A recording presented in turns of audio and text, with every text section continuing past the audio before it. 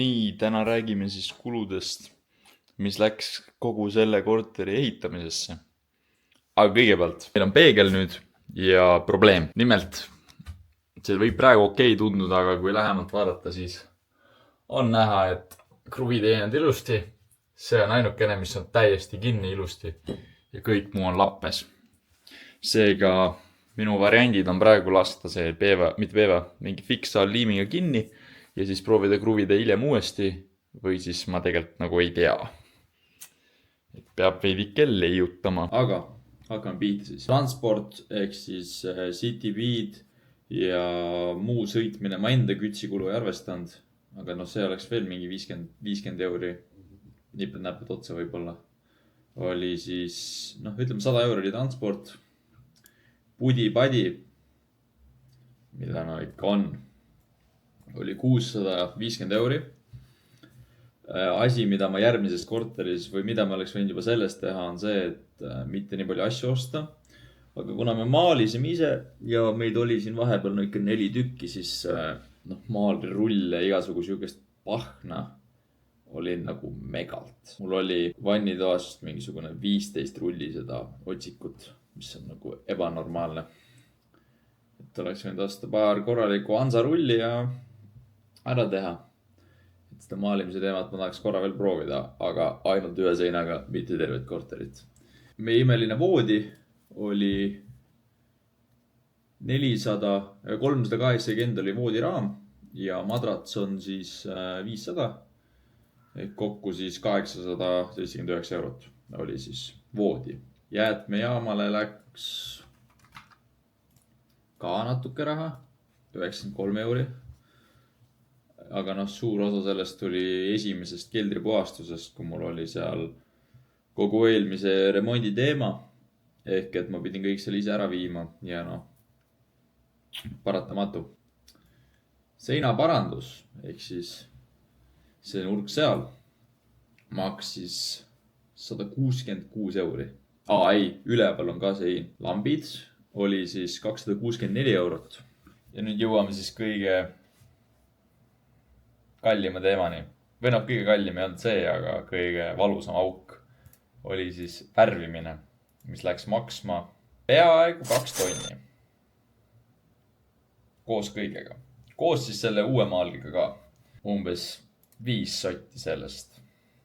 Ikka vähem. Oleks võinud sisuliselt kulutamata jätta, võttes kohe maali. Sellepärast, et siia läks ikka isegi mitte paarkümmend liitrit võib-olla seinavärvi.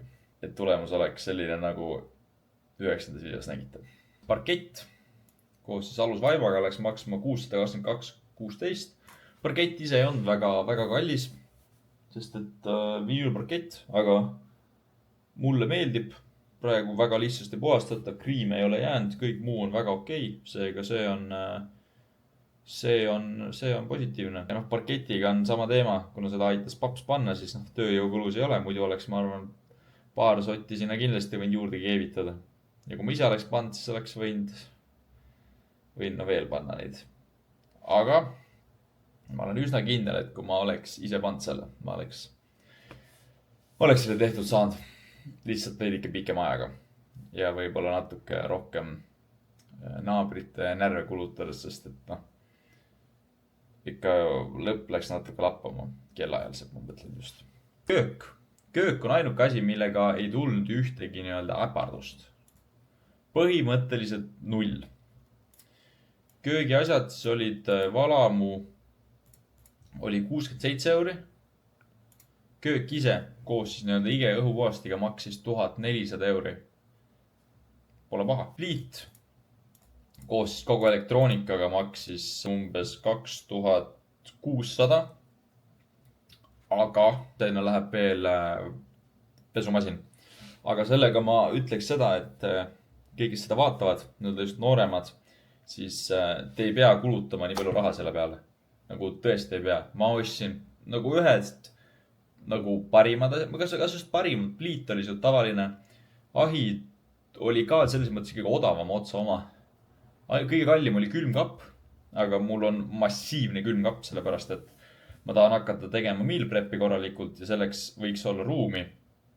ja teine asi on veel see, et kõik minu asjad, mis mul on, nõudepesumasinad, värgid, särgid. Nõudepesumasinad võtsin ka veidike kallim, aga asja mõte ongi see, et kuna ma ise elan siin sees, siis asjad võiksid olla vaiksed ja mitte lärmi teha ja olla nagu kasutuskõlblikud. Et ma olen astunud ämbrisse sellega, et ma ostan mingi odava telefoni, mõtlen, et davai, nüüd hoian kokku. Mul on praegu mälu kogu aeg puudu ja ma lihtsalt ei raatsi uut telefoni osta, sest et ma tahaks korralikku seekord. Mitte mingit iPhone, ma ei tea, 18 Pro, mis iganes need mudelid on. Ma tahaks uut sama telefoni lihtsalt teise mahuga, aga see ei ole korteri teema. Lihtsalt, kui ma teeksin nüüd järgmist objekti ja ma teeks seda nii-öelda kas üüriks või flipiks, siis ma ei ostaks kindlasti nii kalleid kodumasinaid. Ma paneksin odava pliidi, odava ahju ja odava nõudepesumasina ja külmkapp võib olla siukene valge tavaline, mis põriseb, et noh, kui ma ise sees ei elaks, jumal ükskõik. Ehk et kogu kompott kokku, ehk siis köök, võtame nõudepesumasina maha või selle pesumasina maha, mingi 500 euri, läks maksma umbes 5000, 4795. No pesumasin maha, siis jah. Aga no, ma räägin, seal oleks saanud kokku hoida, et noh, köök ise mingi 2000 koos paigaldusega. Pole paha. Elekter oli siis kuskil 2000 ringis, aga no siin väga ufosid lahendusi tulnud. Plus pistikud ja asjad said ostetud juba ennem, seega see võiks kaduda sinna kuskile pudi-padi kulusse ka. Sisustus. Järgmine koht, kust oleks võinud kokku hoida. Ma ostsin hõlmikustega kapi, mis tuleb siis enne jaanipäeva.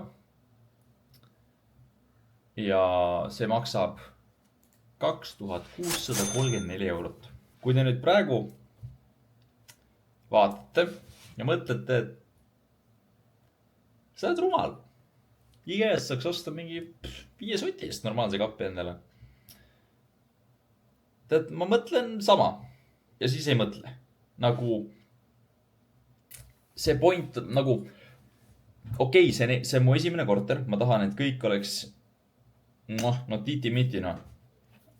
Aga nagu samas ma mõtlen nagu rahaliselt, et oleks võinud ju parema investeeringu teha, värki-särki. Aga pärast see kapp on siin. See on kõige parim kapp, mida sa mõne kunagi näinud oled ja kasutanud oled. Ja ma mõtlesin, et tavalist kappi teha, siis on ebamugav. Sa teed ukse lahti, me vaatasime seda lahendust. Sa teed ukse lahti, näiteks parema poole. Siis oled kapi keskel ja sa ei saa vahepeal ära minna, sa oled kapi ukse kinni panema. Samuti see hõlmik uks nagu, see lihtsalt tundub lahe. Ja ma räägin, kuna see on esimene korter, siis ma tahan lihtsalt. Simple as that. Ja siis notarikulud olid 750 euri, sest et mina pidin maksma kõik notarikulud. Aga noh, samas diil oli hea. Ehk et kogu korter, remont, kõik sisustus, kõik asjad on siis läinud maksma umbes. Kardinad on ka veel vaja osta koos paigaldusega 454 euri. Kui siin just mõõtmas käiakse ja võib-olla midagi juurde lisatakse. Aga siis elutuppa tulevad siia kõik pimendav, et oleks ilusti kott pime tuba, kui magame. Ja siis kööki mõtlesime panna voldikardinad, kuna köögis võiks rohkem valgust olla. Eks sinna läheb siis pool pimendav. Kogu remont kokku siis ütleme 16 000. Kas saaks odavamalt? Kindlasti. Kust ma hoiaks kokku järgmisel korteril? Kapp. Ma ostaks 5 sotise, 500 eurise kapi. Köögitehnika. Ma ostaks, ma arvan, poole selle hinnast ostaks endale asjad. Ehk et ma saaksin kogu tehnika korterisse mingi 1200 euri, ma arvan. Siin lihtsalt, ütleme nii, et üllatusi oli kuhjaga. Aga kui ma nagu päris aus olen, okei, praegu mul on see, et ma tahaks selle vannitoo korda saada. Võt see ajab mul mind keema reaalselt. Et see ikka veel läbi laseb. Aga no, õhtuks võib-olla on enam silikon kuiv, siis ma saan vaadata. Ütlegi mulle, et 24 tundi ma tean. Ma lihtsalt tahan, et ta kuiv. Teati küll. Ja nagu ma ütlesin üle-eelmises või eelmises videos, siis ma tahaks järgmisel aastal ühe korteri veel teha. Seekord juba siis targemana ja võib olla isegi nii, et planeeriksin paremini kindlasti. sellepärast, et see korter sai valmis. kui me võtame kõik nii-öelda välised faktorid ära, kui me võtame välja, et ma käisin võistlemas, võistlusteks ma võtan kaalu. kaalu võtmise ajal ma ei tee sul põrandaprusse sirgeks või ma ei pane sul mingit aluskatet, seda ma ei tee. siis ma tegin mingi väikseid asju, need välja võtta. pluss siis me käisime vahepeal Kreekas reisil, siis korter sai valmis umbes 2 kuuga. kui te mõtlete sellele, et siin korteris sai tehtud kõik, nagu kõik, põhimõtteliselt kapitaalremont, kõik peale vannitoa, kapitaalremont, siis nii palju, kui mina olen kinnisvara jutud podcast'i kuulanud ja muid asju jälginud, siis 2 kuud on päris kiire remondi kohta. ja no värvimine, no ma räägin, ma kukun pikali, kui ma seda kuradi summat vaatan. et jah, aga aitäh kõigile, kes on meid vaadanud, jälginud ja protsessi kaasa elanud. sellega see kõik on lõppenud. vajutage subscribe ja kirjutage. kas mulle, kui te ei taha YouTube'i kommentaari kirjutada, kirjutage mulle Facebooki, kirjutage Instagrami, kirjutage mulle ükskõik, vahet ja saatke kiri mulle. lihtsalt ma tahaks teada, mida teie tahate rohkem näha. ma ise olen mõelnud trenni asju hakata rohkem näitama. sest et kuni järgmise korterini mul ei ole väga mitte midagi nii-öelda plaanis. seega jätke kommentaar, andke teada mulle, mida te sooviksite näha edaspidi ja kohtumiseni.